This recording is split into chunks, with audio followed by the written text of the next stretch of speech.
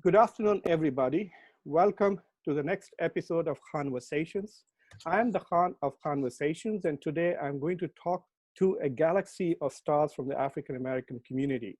We have with us rising stars of the future, and we have legends who have shaped the civil rights environment of Delaware and also this country. So we are very fortunate to have some very important voices that will address the challenges that America and racism face today. I want to share with you a personal connection to this crisis.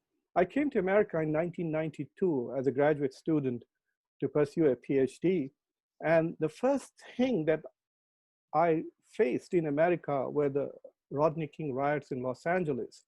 These were very similar to the riots that I had witnessed in India. And I kept wondering what the difference was between India, a poor country, and the United States, one of the most powerful countries in the world, which was a champion of the free world.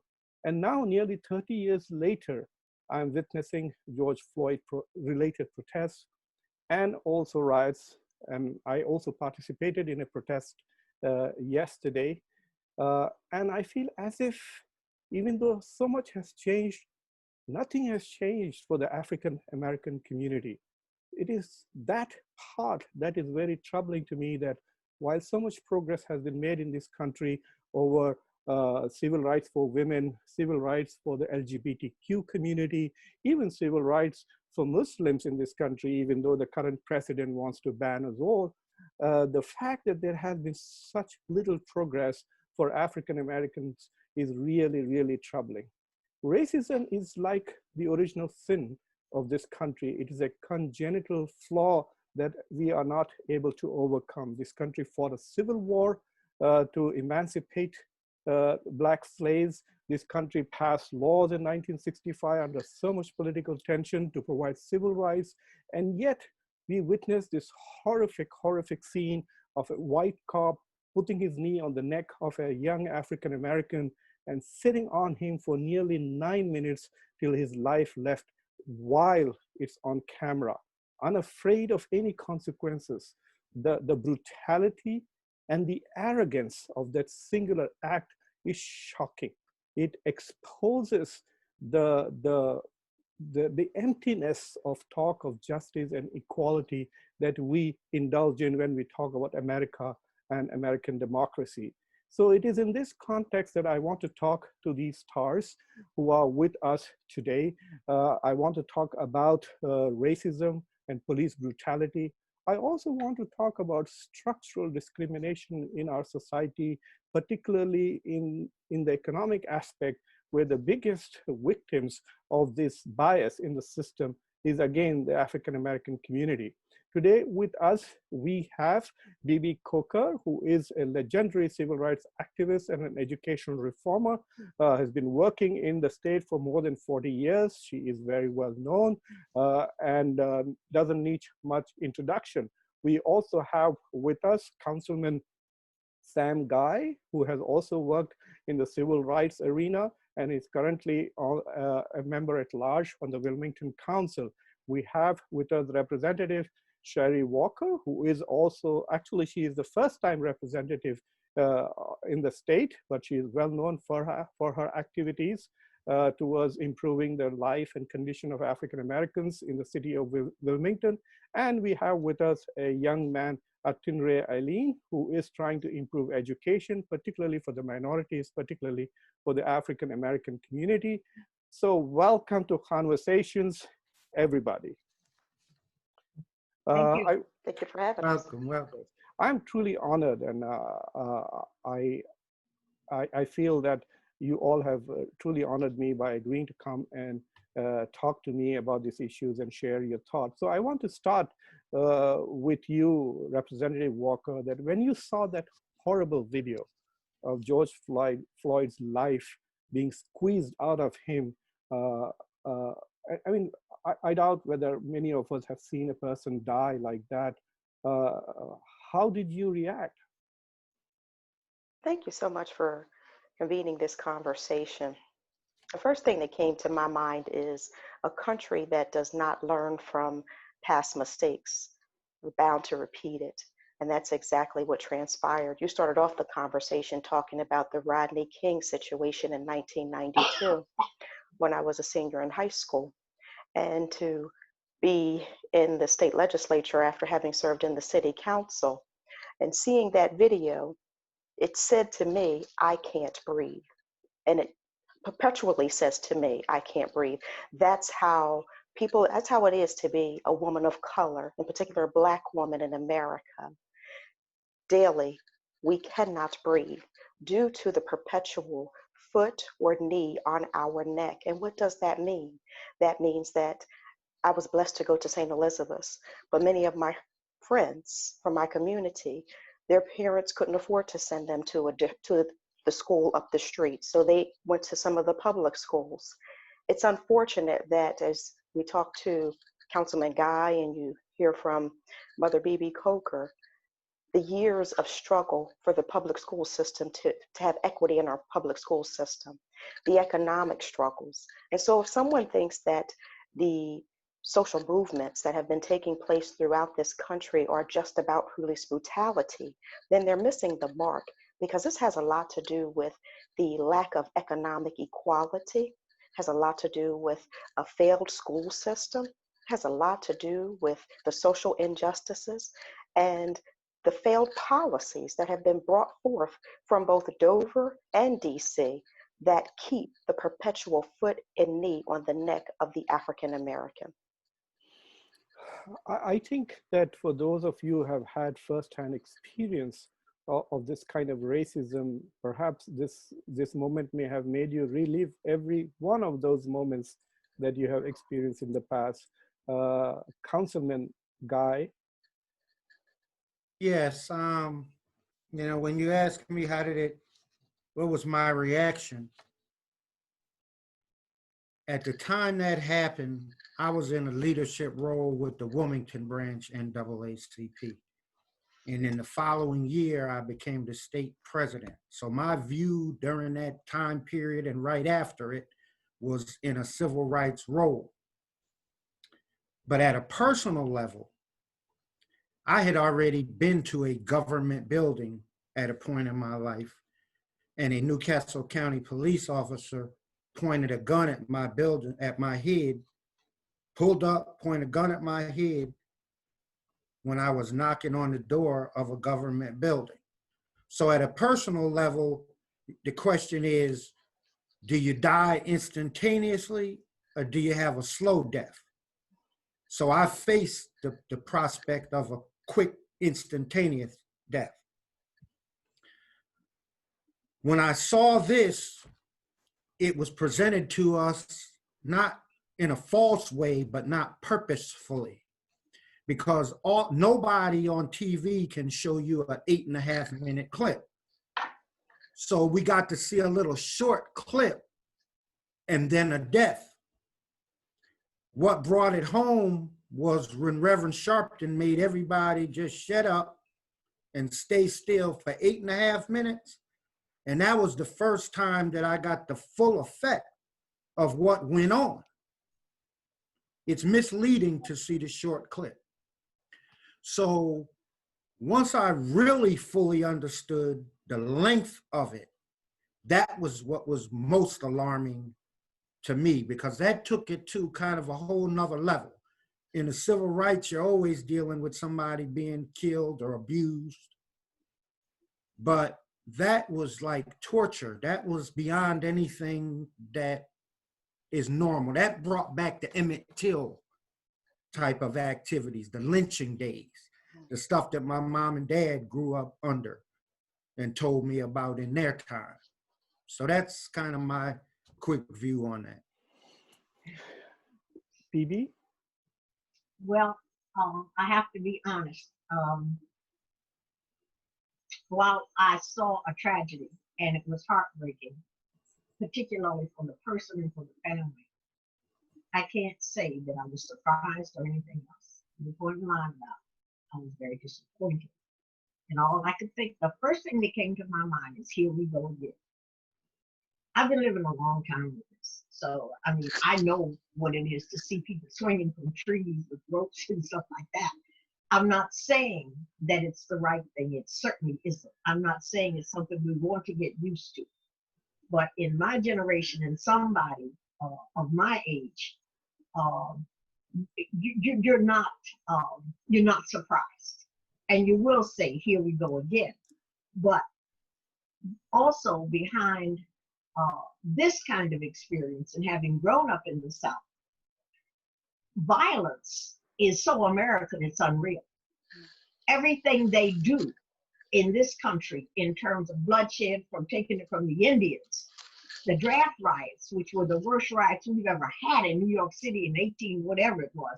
I mean, they were blowing people away, and that had nothing to do with black folks, that was white on white. America is a very violent nation. It doesn't make it right. But we got to stop asking, how did this happen? This country is a violent country. This country resolves everything by violence. And we gotta, the solution cannot be, it's like Guy and I were talking yesterday, it can't be this step by step, or we're gonna do this component, that component, or whatever. I think the time has come that we need to look at the reality. And the reality is we are invisible to America. And it's time that our lives, our history, our share of this country and everything else, rewrite the darn history book.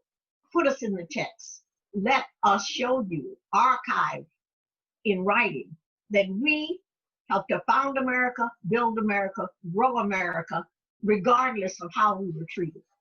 And that's why, when I really look at African Americans and everything that we have done and everything that we have been through simply because of the color of our skin, and that's not to negate that whites do not feel pain and that kind of thing, but they don't feel it because of their whiteness.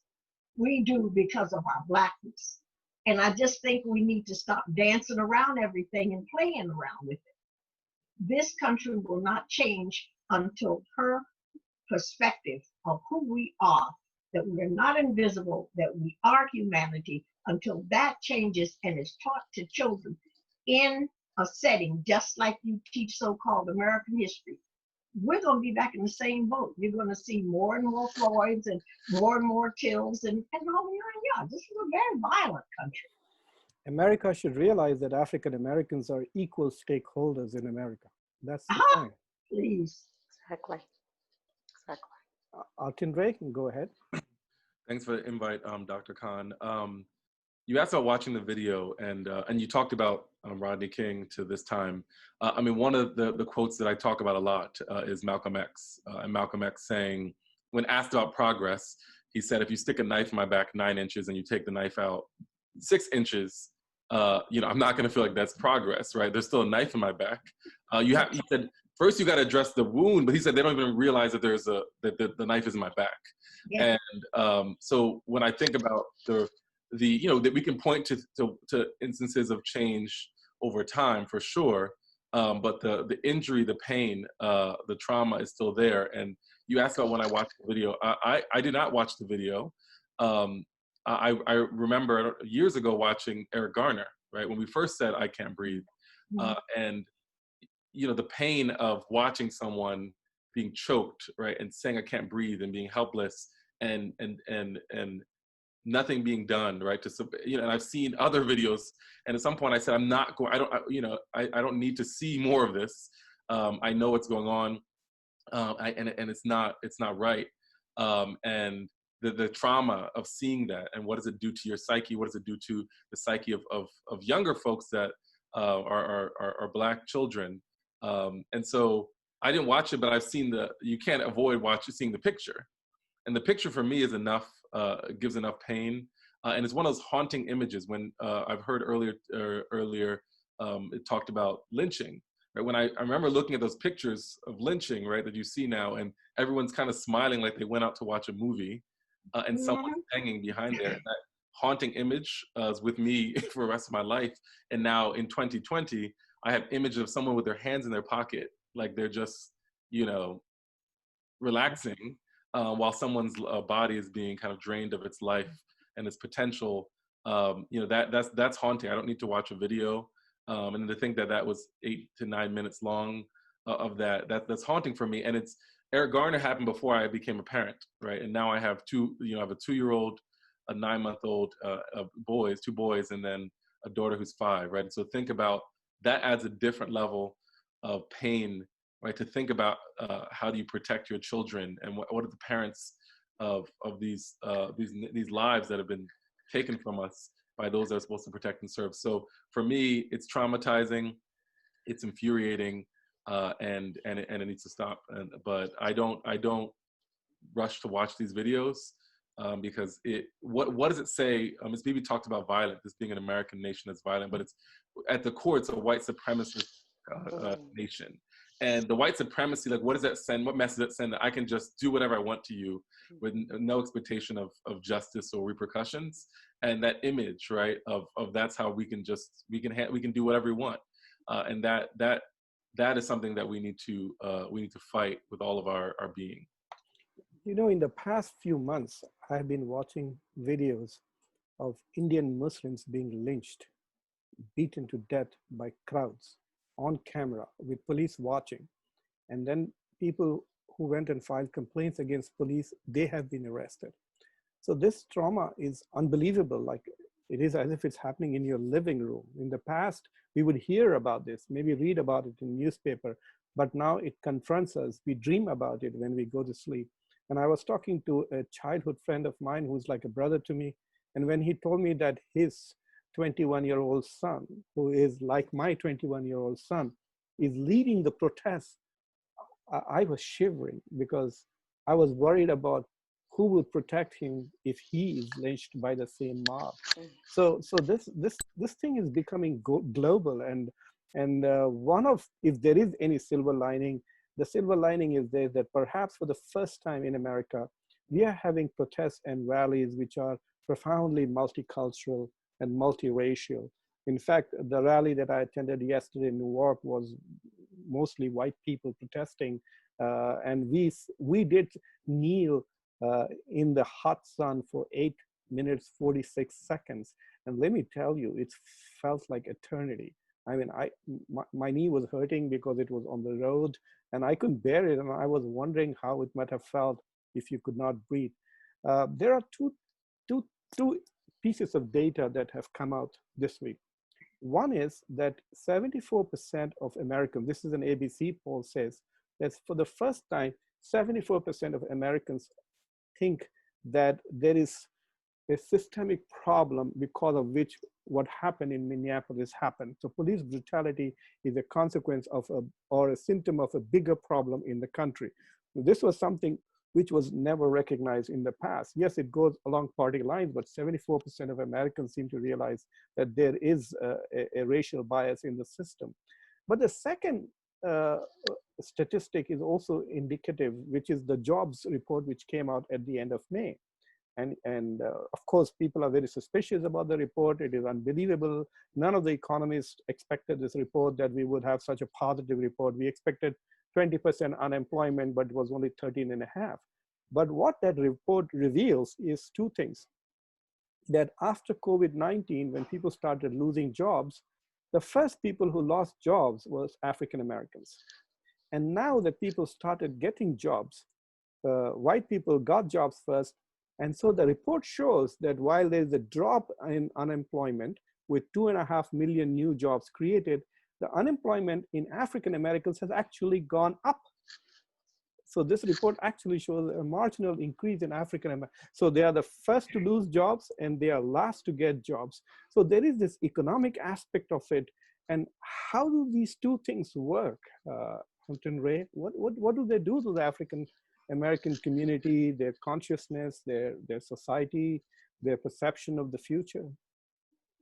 I think these all work together, and Representative Sherry Dorsey Walker said earlier that this is not the protests, the rioting. This is not just about police brutality, even though that is that's what has brought a lot of attention, a lot of anger. But the "I can't breathe" piece is in every aspect of American society. You know, you're talking. I spend my time as the executive director of the Delaware Campaign for Achievement Now, focusing on education system. And in education system, we're seeing students, they're being suffocated in their potential. Another organization that I co-founded called Teen Sharp held a town hall with students earlier this week. And, you know, the tears, the crying, right, of the, like, going to, you know, how much school has traumatized them, right? We started talking about police and brutality, then it really talked about almost the brutality they're experiencing in the education system that doesn't get the same amount of attention because it's not on video. And so, you know, we see that, you know, when people were looking last week, and I used to live on Market Street in Wilmington for many years, and people were like, what's the rioting going on in their businesses, and they're innocent, and they were pointing to that, and they weren't pointing to the just persistent pain of feeling suffocated in society, of on the employment front, not having opportunity, not have even, you know, the data that are out there, even if you have a college degree and you're Black, you're less employable than someone that's white that has a high school diploma, right? So like, what does that say to you after all the efforts, right, that you're seeing that happen in society, the labor market discrimination, the lack of employment in education, students, you know, finishing school, not being able to read and write after years, after doing what they said they're supposed to do, many of them not getting the quality of education. You're seeing it in healthcare. In healthcare, there's a powerful campaign about Black mothers in Delaware talking about the death in childbirth. I mean, so wherever you want to point to, we can't breathe, and that, to walk around with that kind of suffocating feeling all the time. This is where people are. They've had enough, and I'm thrilled to see the people coming together to kind of push against this. And what I'm focusing on is how do we make sure that persists, and it's not just one kind of episodic moment, but that this is something we can sustain. Bibi, you have seen this for 4 decades. Yeah, I'm listening at you, and I agree with you. The one thing I think that we need to recognize, there is a degree of symbolism that goes along with a lot of this. Every time something like this happens, there's a good deal of symbolism that goes along with it. I'm hoping that this will be the time that we will look beyond the symbolism, because I think what we need to realize more than anything is that discrimination and bigotry in this country is legislated. It's government laws, government policies, practices. And if you really look at the history of what has happened in this country, you're going to see how the whole business of discrimination, Jim Crow, Black Code laws, the whole 9 yards, everything has been carefully designed to make it appear, even with scientists, we are supposed to have a different kind of brain. They blew that out of the water. But every attempt has been tried and placed into legislation. You're asking people that look like me to pay taxes in a country with a policy that's constitutional, that is against anything that even smells of freedom in my book. We will fight for freedom in this country, but we don't fight for equality in this country. And I'll shut up, but one example I gotta give you. I can remember, and this will show how old I am, my folks were talking about on the trains were supposed to be segregated at the time. And the German prisoners were coming back and were sitting in coach class and able to eat a meal. The soldiers that had fought the battles for this country that looked like me were in a baggage car that was made up to put seats in it for them to sit, and they were served sandwiches. What does that tell you? So we got to stop thinking it's just something social or something that just happens. Hatred in this country, sadly, structurally and otherwise, is legislated. And that's what we as a people have to look at, go do the research, tear it apart. I mean, you got to mandate that this has got to stop. We have to mandate it. That's what we did for open housing, and that's what we did for, what was it, open housing and something else. Public accommodations. The younger people don't even realize it, that hasn't been around for so long. God, your parents will tell you, we had to fight for that. When I came here, you couldn't go in a hotel or a restaurant and sit down. And that wasn't that long ago. We're talking 60s, 70s. Wow. Key? Yeah, this you know, the people my age, Wilmington still had the separate water fountains That's downtown. right. That's People right. my age, I'm 61, right? So I'm kind of in the bridge gap. Yeah. But my parents saw people hanging. And now I see people shooting each other that look like each other. Mm. But one quick thing I want to backtrack on, and that is between Rodney King and George Floyd, I live in a state where in 1996, I had to deal with Albert Butler being shot in the head in Wilmington, Yes. Delaware, a homeless man. Yes. And where I live in Wilmington, Delaware in 2015, I had to deal with Jeremy McDowell in a wheelchair getting shot and killed, both by the Wilmington Police Department. So throughout the country, while people might have been upset in 91 and 2020, depending on where you live, you may have had 3 or 4 incidents, right? So folks walking around protesting, thinking that they're protesting something. No, this is a normal course of living in certain areas. I just want to throw that in there. Yeah. The other thing I want to throw in there is that the rules to the game, right? Having a PhD, I'm a mathematician and a chemist beside the other things I do. If you know the rules, then the rules tell you that if somebody's got to get fired, the rules in America of white supremacy and racism, then the people of color, that's who's going to get fired first. And if there's going to be some hiring, that's who's going to get hired last.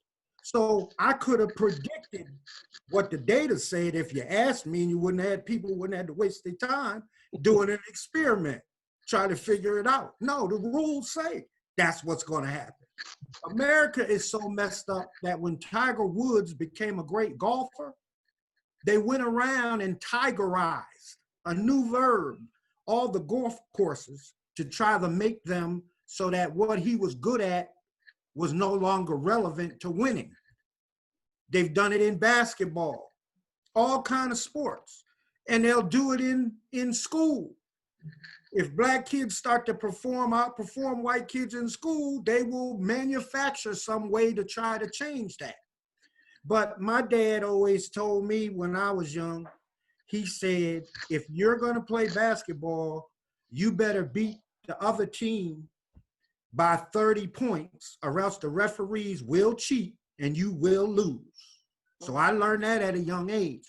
So all I gotta say to people, the black community, we control enough land and space that if black leaders didn't sell out so much, there'd be lots of places where black people could prosper and children could get good educations. And Wilmington, Delaware is one of those places. When you make up 58 to 60% of something and you sell out your people and they suffer, it's kind of difficult for the people who oppress you to feel sorry for you. They're wondering what's the matter with you, even though they know. So there's enough pockets of black empowerment to do something with. That's the point I want to make, even with the foots on the neck. You reminded me of my father, who, by the way, looked very much like you physically. If I were to share a photograph with you, Sam, later you will realize. He told me one day I was complaining about coming second in 7th grade. And he told me, you are a Muslim in India, get used to it. Get used to giving 120% and receiving 80%. And I found that formula works very well for me, even in the United States. Sherry? Interesting listening to all of my colleagues in this arena speak. And I tell you why, from future Dr. Allen to Mother B.P. Coker to Councilman Guy.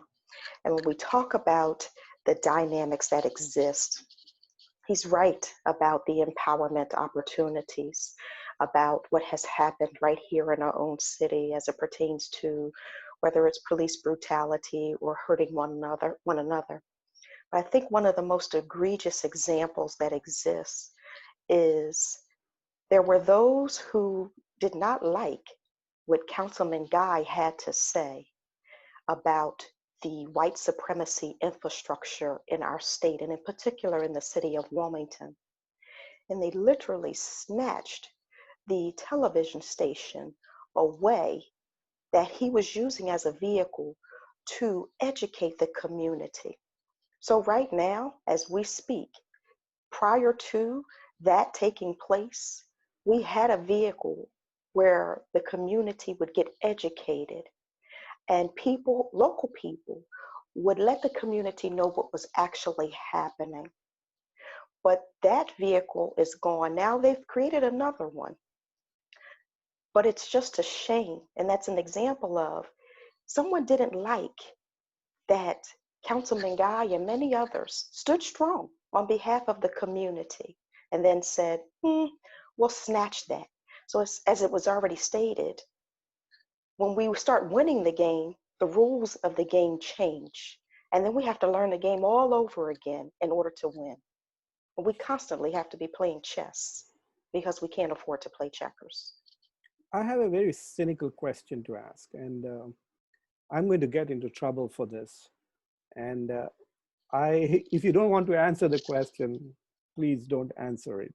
You don't have to answer this question. And this cynical question is this, that we have two things that are going on. One is an outrage at how George Floyd was killed, and it came after a sequence of events, the murder of or lynching of Ahmaud Arbery, and then the episode in New York Central Park. Talk about education. That young man was a Harvard graduate who was bird watching, and she was literally threatening to kill him by cop or threatening him by cop. So all of these things happened, and then George Floyd happened, and people were like completely outraged. And so there is this feeling that, okay, now the whole country has awakened to this reality. Even Fox News was acknowledging that this was a horrible thing to watch and so on. However, what if some of the outrage coming from the white American community is because of Trump? Because Trump is president and they're upset with him. And this is a vehicle to further express their disapproval of Donald Trump. And if Trump were to lose in November, then things may come back to normal. And then the issue of African American marginalization may recede from the center focus. I mean, this is a very cynical view. I'm questioning the genuineness of the protests that we are seeing out there. Is it momentary? Will we have another crisis 10 days from now and George Floyd will be forgotten? Or have we reached that turning point in America where enough is enough and we are going to make some fundamental changes in this country in order to address the problem of racial institutionalized discrimination? Representative Walker, I would like to start with you first. You asked, will we get back to normal? Well, what is normal for African Americans? Because is normal that we die by police contact? Is it normal and is it okay that there's inequalities in education where all of the panelists are fighting feverishly to change that? Is it normal that state contracts don't go to African Americans? Is it normal that African American and Latino communities, when you drive through the city of Wilmington, you can almost tell where people of color live? Is that okay? Is that normal? The bigger question becomes, it's bigger than who's sitting down in DC. It becomes about the fact that this is systemic.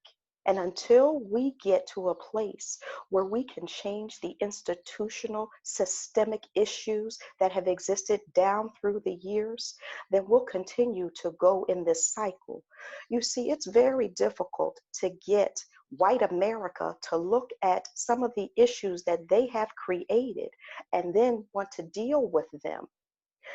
Brother Antariq just told you, he just said that the quote from Malcolm X about the knife being in your back 9 inches, but you take it out 3 inches, but it's just there for 6. The knife is still in your back. So what becomes normal for African Americans? Normal would be, there's a 95 project running right through my district. You tell me how many African Americans are on that project as contractors right now. There are contracts to rebuild schools or to renovate schools right in my district and the district right next to mine. But you tell me how many African American firms are being considered for the work. So until we change things economically, we're going to continue to be in the struggle, because neighborhoods should not look the way that they have. They've been neglected by leaders because it's been okay to marginalize people of color. And today we've said it's not okay. You know, one of the most remarkable things that has happened in the past few days is the fact that we had this COVID crisis, and then America unanimously through the Senate and the Congress literally threw $4 trillion at the problem. That's a huge amount of money. And in fact, I was talking to Senator Coons and also Representative Lisa Blunt Rochester, and both of them were remarking at how unanimous that decision was and how quick it was. But we also have this crisis of racial inequality in this country. Why don't we address this racial inequality the way we addressed the COVID crisis, to come up with a huge stimulus so that some of these inadequacies, this lack of jobs, bad education, the lack of employment opportunities to the African American community, why can't we have an African American stimulus which will address the inequities in our country, Sam? Well, I mean, at the end of the day, 40 acres and a mule was supposed to kind of take care of that. That never happened. Reparations hasn't happened. So the kind of things that could really jumpstart things being equal, those are definitely off of the table for the folks who created the problem, right? So that means people of color are going to have to kind of work their way generation by generation and really have to recognize that you can't expect help. You really can't expect it. If somebody's been kicking you in your behind for 400 years, what makes you think next year is going to be different? You got to figure out, what are you going to do?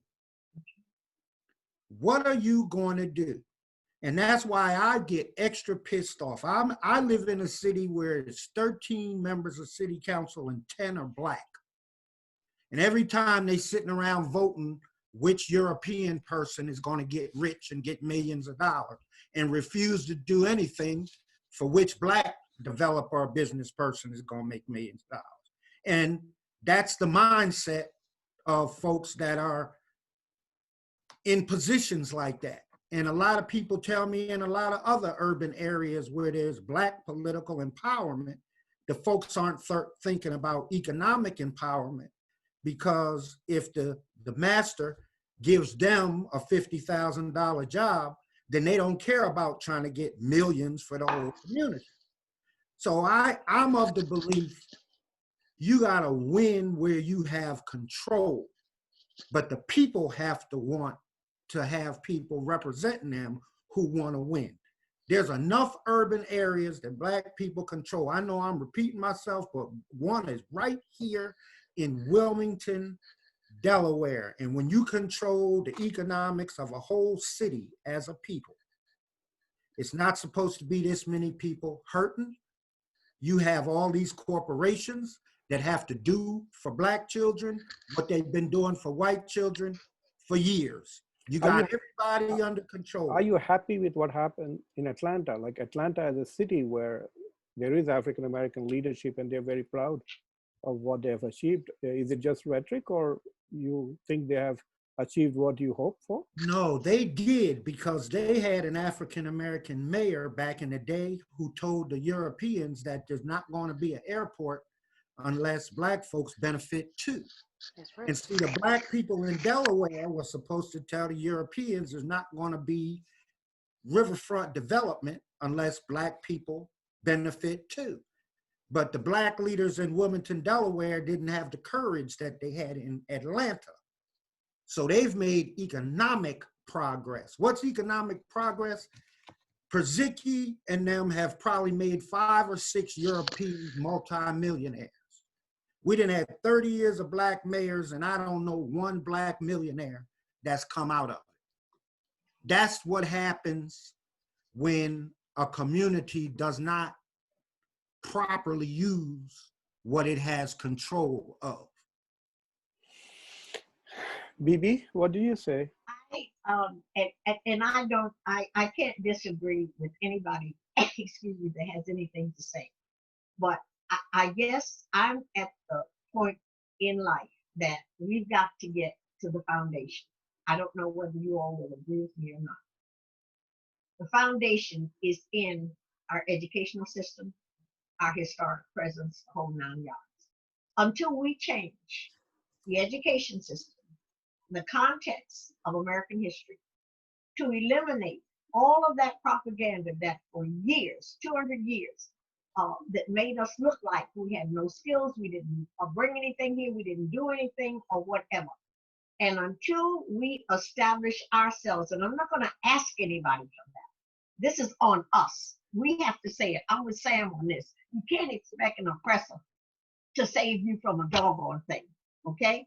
We have got to turn this thing around fundamentally. We'll be just like the Lakota Indians if we don't. We'll be invisible forever, and I'm not willing to buy that. I think that we should teach what the Africans brought here in terms of skills, university, intellect, crafts, the whole 9 yards. We need to teach our children from day one, this is what we built, this is what we did. There is not one Ivy League college that was not built by enslaved African people. And it wasn't just putting the mud on the whatever. We built those schools. We couldn't attend those schools, but we built those schools. And we have to stop allowing people to define who we are. And the only way that you can give yourself your self-definition is to know who you are. And that means your history, where you came from, whatever. I know I'm fortunate, and I'm not trying to brag about it or act like whatever, but my grandfather in 1896 finished Howard University. I don't know anything else other than who I am and the fact that we have a brain, that we can think, that we can achieve, we can do these things. I'm not willing to buy anything at this point in terms of reparations or anything until our people get a mandate put in that Congress, the state, and everything else. Rewrite this cotton picking history. I'm tired of being invisible. And all the other pieces that you want to add to it, I understand that. I know what Sam is saying about economics and that kind of thing. But we are slowly becoming extinct. And we're allowing it to happen because we are allowing distractions like emotions and rage to overtake what it is that is really going on. We are becoming extinct. I'm not willing to be extinct. Wow. Atindra, I wanted to turn the question a little bit more towards education. And, I have visited Del State University on a couple of occasions, given a few lectures there. I was also on a dissertation committee there. And to be frank, I was horrified by what I saw there. And the disparity between the resources and the quality between the University of Delaware and Del State is astonishing. And in the same state, we are less than 45 miles apart. How do we explain that? What did you see? What disturbed you about Delaware State? I was surprised by, it's a difficult, like for example, when I was going to address a particular department, I looked at the CVs of the professors and scholars there, and I was surprised at how little research was going on at that university. And then when I was part of a dissertation committee, I was also surprised at how easy it was. I'm sure if that particular student listens to this, he will be very profoundly upset with me. I might have lost a friend.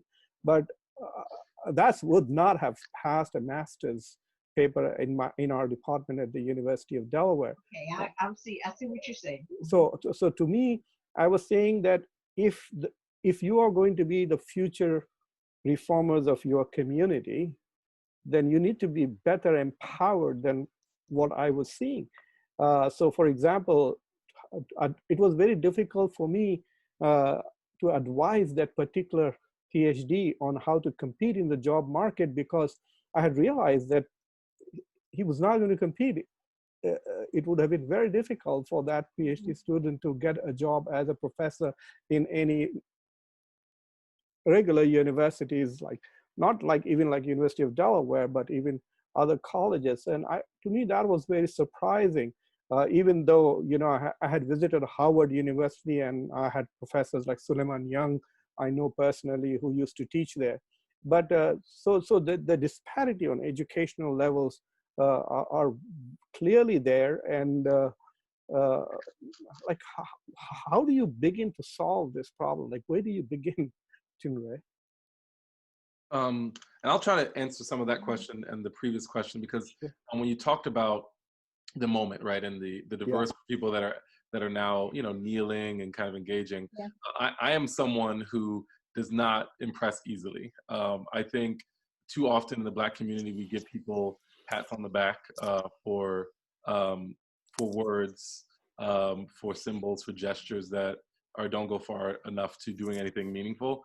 And so even the governor, I mean, people that were protesting in Wilmington, you know, the governor and the lieutenant governor, other people were walking alongside protesters, but at the same time, they're fighting a school funding, a lawsuit from the ACLU and NAACP and other groups that would make us give equitable resources to students that are low income, which predominantly are students of color in the state of Delaware. We are one of 4 states in the country that doesn't have money for poverty in our funding model, and doesn't have money for English learners and whatnot. And so, and that's one example. I can think of many others where I am not impressed by the statements that these nonprofits are putting out or these foundations are putting out when they don't have any Black members on their board, they don't have staff diversity.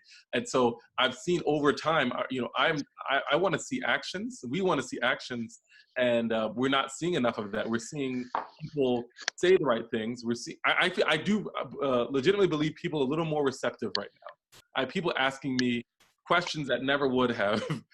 People that are very wealthy, people that are on a different political spectrum have come to me. For some reason at this moment, people are catching up to the fact of some of these injustices that are systemic. So there's a moment, but I'm under no perception that this is going to be, that this won't be fleeting, and the next you know, TikTok video that comes out next week or something won't throw everyone's attention. So I want to see action on the front of HBCUs, and a lot of people that are probably way better qualified to talk about that. I think a few things. I think one, there has been disinvestment over years in all Black institutions, right? I think you know, that is something that you know, the students that come out of HBCUs, right, because of all the injustice we're talking about, do not have the wealth that you're seeing kind of that's concentrated in the white community, you know, because there's been this disaccumulation, right, that, as we heard earlier, has come through policy, right, affirmative action when it was white, right, things like that have allowed, when you have schools like University of Delaware, you have schools like the Ivies, where people are giving, you know, these, you know, what did Bloomberg gave, with $1 billion+ to Johns Hopkins, right? Like, you're not seeing, right? They're not giving their money to HBCUs. They're giving to schools that already have endowments that are, you know, ridiculous. University of Delaware's endowment is what, 75th in the country. And so there is a lack of investment. And I think that's one piece. And the other piece that I have to call out, and I'll try to end here, is but there are a different set of standards. I think one of the things that is powerful in HBCUs is they're rejecting some of the notions of what excellence looks like, that are pretty much built on a Eurocentric idea, when you see that in University of Delaware and other institutions. And you see that with a lot of Black professors. There was an article about a Black professor who was rejected for tenure at University of Delaware, and this is, you know, they don't have many, right, there. And some of the things that, what constitutes research, a lot of us are very active in the community because we can't afford to just, you know, I was on a PhD track, as you know, right? And I went to one of our conferences in our field, and I felt at some point I said, all of us were congregating in San Diego, and no one was paying attention in the media, right? I mean, I was like, there's all these issues going around the world, and I felt like, and so now I'm another person who went from an academic track to spending a lot of my energy, on the ground, and that is what's happening with a lot of people that have PhDs that are professors. They spend an inordinate amount of their time mentoring students, building them kind of to be well-rounded individuals, doing kind of being public intellectuals, and so they don't always meet the bar that some institutions say are there. But I am inspired by the president, Tony Allen, and what he's doing there, and I think they're getting there, but they're having to do it without the abundance of resources that you see at predominantly white institutions. All right. Let me just say this, Khan. What you're talking about, I'm not going to say that I totally disagree with a lot of things that you're saying, but on a whole, in terms of our institutions, I'm not that excited at this juncture about not really about any of them, particularly in the Department of Education. We are becoming a nation that settles for mediocrity. Yeah. And that's across a whole lot of fronts. But what we are trying to do, and we have written the positions on it, and Andre he knows what Gloria and I are trying to do, and it's not just us. We are saying that the whole area of education, I don't care what school it is, black school, white school, HBU, whatever, we have got to up the, what's the word? For teaching. Okay, we have got to say to this whole higher education community, you're not giving us a good product that's called teacher. A teacher, quite frankly, and it's a problem that is America's problem. We don't respect teachers, we don't treat them as such, we don't train them as such, and we don't pay them as such. We take them for granted. And to my way of thinking, a teacher is one of the most pivotal professions in the whole of this country. You think about it. You have a teacher that serves your children tomorrow, the mayors and all that stuff of tomorrow, 5 days a week, 7 hours a day for 12 years of their lives. And you don't think they should be the best, the ultimate best? We're saying that teachers should be educational engineers, trained as such, interned as such, taught as such, and prepared as such. Until you get the foundation better prepared, that will say, don't teach subjects to children, teach children subjects. You got to know how a child learns. You got to know what their brain is, where their brain is, behavioral development, all that kind of stuff. And stop thinking that money is just the only answer to everything. It is not. We have thrown so much money into certain structured institutions and not a doggone thing has come out of them. We have got to look at this thing for what it is. We have got to put a better product in that classroom, and we need to have a better respect for teachers. They are educational engineers and should be treated and trained as such. I Before totally you move agree. on to the next question, I do want to make a comment about HBCUs. Yeah. And Mother Bibi just mentioned that she wants us to be a part of the history. And prior to COVID, we did have legislation sponsored by members of the Delaware Legislative Black Caucus, where we were adding African American history to the curriculum. So that is in the making. And the other thing is, as a byproduct of University of Delaware and an HBCU, Howard University, I value my education from the HBCU, because the one thing that I learned at the HBCU, and yes, I learned in the classroom, but I also learned and I knew my self-worth prior to going there because I was taught it by my family. But the one thing that you learn at a Black college is how to overcome any trials and tribulations. And there are currently 2 women who are being considered for vice president, and they are both byproducts of HBCUs. One is Stacey Abrams from Spelman College, and the other is Kamala Harris from my alma mater, Howard University. So I'd like to make sure that we are very clear that HBCUs, we have an expression, the blacker the college, the sweeter the knowledge. I want to comment too on that. And Professor Khan, yes, I cannot comment on your personal experience that caused you to say what you said. Okay. I just happen to be that Black man that you can't say what you said to me and cause me to accept that there's some type of inferiority at HBCU. So it's not personal to you, but I learned a long time ago and spent my whole life in America where this society is always telling Black people that what they have is less, it's not as good, it's lower quality. And I just want you to know that whatever you envisioned or say you ran into, I'm not going to dispute that, but I'm not accepting that. Because see, I have 2 bachelors, 4 masters, and a law degree. So I've sat in classrooms where it was nothing but Europeans, and I've sat in classrooms where it's nothing but Black students. I've been to the Naval Academy, I've been to Delaware State University, and the difference in the various schools, my MBA is a top 10.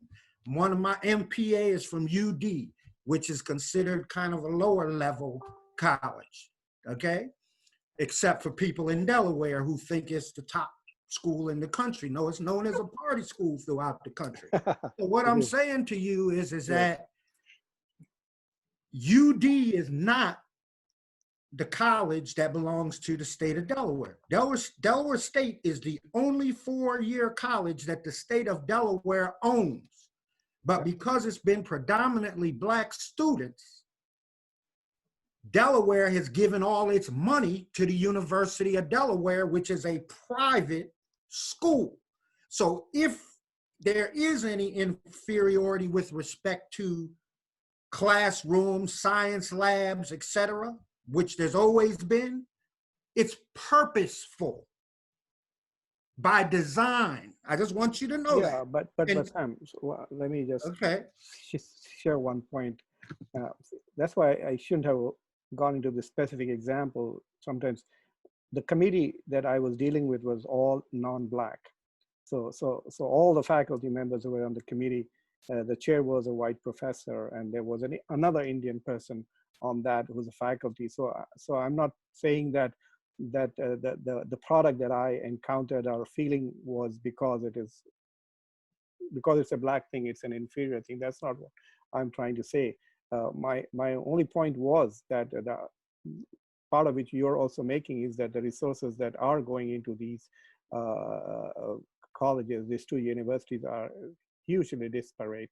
And of course, they probably teach a lot more than we do, and they have far less incentives for teaching. But since we are asking tough questions, let me ask a tough question as a last round to all of you. There, especially BB, you have been alluding that African Americans are probably are invisible in this country. But something interesting happened a few months ago, which revealed to the country that African Americans have a lot of power. There was this entire so-called progressive revolution taking place in this country, in the Democratic Party with Bernie Sanders.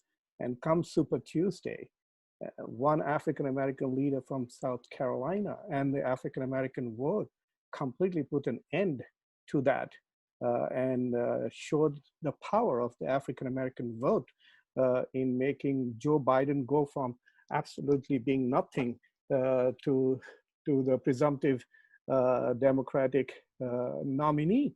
In just one day, the power of the African American vote pulled that off. So there is a political power that African American community can occasionally, I guess, wield. So what would you say if I were to ask you that, why isn't that same power being employed in addressing these issues? Are you making those demands of the incoming potential administrations which rely so much on African American vote? So that's my question. Super Tuesday was an example of the power of African American vote and how integral they are to the Democratic Party. And how much power they wield for the Democratic Party. So I will start with Representative Walker and go all the way. That's an outstanding question. I, the power of the African American, in particular female vote, but the African American vote, the Democratic Party has heavily relied upon the mothers and the grandmothers of our community in order to get elected. Yet the reciprocity as it pertains to policies, that's what has been lacking.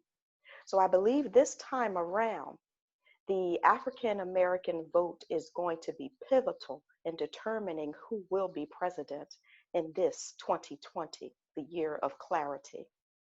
The African Americans have made it very clear that we need to see someone on the ticket, on the Democratic ticket, who looks like us. There's already been a commitment to a woman. So we need to ensure that that woman is a woman of color, because we can't afford to lose so much that's on the table right now when there's so much pandering that's happening. It's bigger than visiting churches and in some ways feeling like or seeing that you care. I need to see that you care through your policies, through the way you interact with people of color. And this is both candidates, it's not just one or the other. Because a lot of times what you find is due to the fact that many Caucasians believe that we're marginalized, and they do believe this. They act that way too. They'll speak down to our community. They, a lot of times, don't want to take responsibilities for the policies that they themselves have put in place. It's time that some of these folks go on an apology tour. And part of that apology tour needs to look like, this is the policy that will shift the educational system. This is the policy that will ensure that economic opportunities can come to the Black community. This is the policy that will eliminate redlining. This is the policy, because when my father came back from serving this country in Vietnam, there is a part of my district that I currently serve where my parents were denied housing. So that wasn't that long ago. And when a husband serves, the wife serves, and vice versa. Mm-hmm. Yet he served this country proudly, came home, had to change his uniform in the bathroom so that people wouldn't throw tomatoes at him. Mm-hmm. And we wonder why Vietnam vets die at such a young age. America has to atone for a lot that she has done, in particular to men and women of color. And America could start the atonement right now, this year, 2020. Uncle Ray, same question to you. I agree with everything that's been said there. I think I spent a lot of time in my organization teaching advocacy to parents, mostly Black mothers, are most of the ones that are part of our trainings, teaching advocacy, teaching organizing. And I think that's a critical piece, because a lot of times I always say to people, you're more powerful than you know. And this doesn't mean there aren't things that are pushing against us. Major, right? As we heard earlier, always the bar is always moved higher, and the forces we're fighting against are fierce. But I know that we have this power, as you talked about, in that not just at the presidential level. I want to see it at the local level, because people get very caught up at that level, which this year is they're very important. But there's so many races, school boards coming up in July, right, that people don't pay attention to. And I spent a lot of time talking about school board elections in Delaware. And so letting them understand how to organize, how to wield their power, how to actually put out policy demands, and not. So in a moment like this, I've been telling even students, a lot of students, one thing I'm saying is the students talk about what we should be inspired by. The students are fired up and they're ready to push their schools. I'm seeing students organize and call out the diversity in their schools. Even last week, Newark Charter School pulled their whole social media down because they were getting so much criticism in the comments about diversity after they posted a statement. And so I've been telling students and others, this is a moment right now when you have the collective attention of America to ask for everything. You want Black history in schools, whatever it is, because that window is going to close. But you have to understand. So to your question, I think this is something we need to spend more time at getting organized. Because I think people think because they are morally right, or because it's the right thing to do, that it's going to happen. And they do not understand sometimes how to play the political game. And so we see that people pander to us, and we get excited that the police officer kneeled with us in the protest, or the governor showed up. But we need to say, Governor, what, and the mayor, Przicki, what are you specifically doing? Here's our list of things, and then let's go back and look at the scorecard. What have you done? What have you not done? I have no interest in giving. I tell people all the time, stop praising so quickly. And we need to make sure, because we have the knife still in our back. So I don't have to praise you because you did one thing. A lot of politicians want someone to pat them in the back because they gave you one thing. And so we need to do that to Vice President Biden, who went on a station and said, you're not black if you don't vote for him. I think it's been so easy for people. And I think there's a collective awakening that I'm hoping we can sustain and see actual change. Sam? Okay, real quick one. I taught high school at Glasgow after being a civil rights person, the most diverse high school you could ever want to be at. So I saw that march. I kind of got to see a preview of it when all those mixed kids was in school together getting along, and now they're grown now and in their 20s. And those are the kids that I saw out there who actually know each other, and it doesn't matter what their mom, dad, or anybody else said. They know each other, and you're my friend. And if they're mistreating you, they're mistreating me. So that is a great thing that's happening. The grown-ups don't want to see that happen. Other quick point. Black people have votes. 100 poor people don't have to sell their votes to one rich people and let the rich person win. That's what happens. One day the poor people and minority people are going to realize they got more votes, and they're going to go ahead and pull the coup, take over a school district, hire the right teachers, the right curriculum. It can easily be done. I once mapped it out to some people, how easy it could be done, because I'm a redistricting expert. They were scared to do it. Stop right there. Let me go back to your political question. I was very pissed off with Harris and Booker, because here's what happened. They were legitimately in this race, and they let some people come to them and tell them to get out of the race when the biggest African-American vote was going to be in South Carolina. One of them two might have won South Carolina. They quit the race, giving in to the pressure of the powers that be, because they only want certain people to have the power.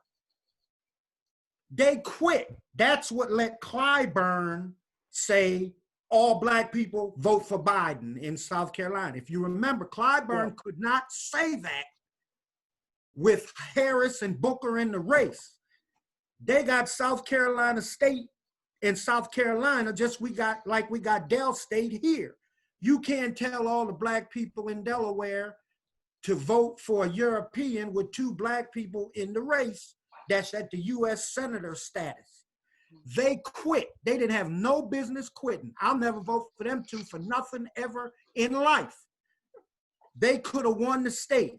Biden might have won the whole thing. They quit the race so that it could be handed to Biden to win South Carolina. I don't appreciate people playing with my participation like that. And that's what they did. They had no business quitting. That whole thing was rigged. They had no business quitting with the next race in the most African American concentration of Democratic vote. That's what they don't talk about. You don't hear nobody talk about that. That's what's wrong with my community politically. I remember a protest in the Red Square at Georgetown University, where I was a graduate student.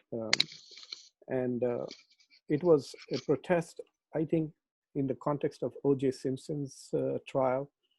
And so I came out of the class and I saw people protesting. So I was a bit curious, and I went and stood there. And as I stood there, I suddenly realized that I was the only non-Black person there. There were some faculty that I recognized, but mostly Black students. And one young Black undergraduate student came to me and said, if you are not Black, you should not be here. So I said, I'm here in solidarity with you. I'm here to support you. And he said, if you have not felt the pain that we have felt, there is no way you can express solidarity with us, because we need to do this ourselves. And that thing has remained with me. And as I was thinking of hosting this event, I kept realizing that I can give, like, I have not experienced what you have experienced in America. To me, America has been something that saved me from a similar experiences if I had stayed in India as a Muslim minority, where people are now being lynched. I have felt discrimination in institutions, in schools. I would usually be the only Muslim in the colleges that I went to. So to me, America rescued me from what you are suffering in America. So I want to let you know that there is no way, no matter how much I try to empathize, I cannot fully understand what you have experienced, the pain, the humiliation, the marginalization. And so to me, it's incredibly inspirational about what you are doing in spite of everything. I have read Malcolm X's life story, and I also occasionally teach that in my classes. And he is one of my heroes. And to me, it is still, I can't, to be honest, one cannot fully experience the pain of other people. So the best thing that we can do is listen. And I hope that I was able to listen with empathy. And I also hope that I did, if I have offended any of you with any of my comments, I apologize, but I want you to know that they are not made in any other way except in an effort to understand what you're experiencing.